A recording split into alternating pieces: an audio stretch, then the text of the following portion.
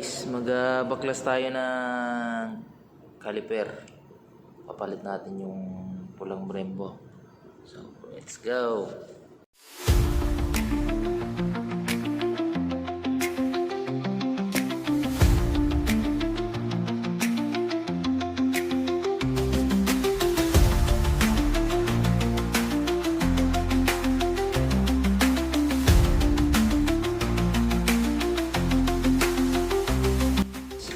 Lagay na. Ito naman dito.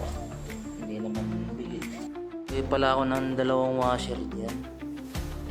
Kasi kanina hindi siya nakasentro. Tsaka pigil yung gulong. Ngayon, nalagyan ko na ng dalawang washer doon. Ayun na, medyo nakagitna naman na. Hindi na siya sumasayad sa brake pad. Yan. Ito yung mahirap minsan dito sa ano eh.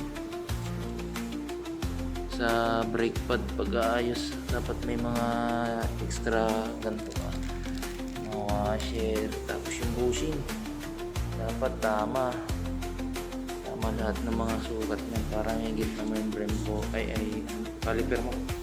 Yan naman yun, bossing, handa rin natin mamaya ano.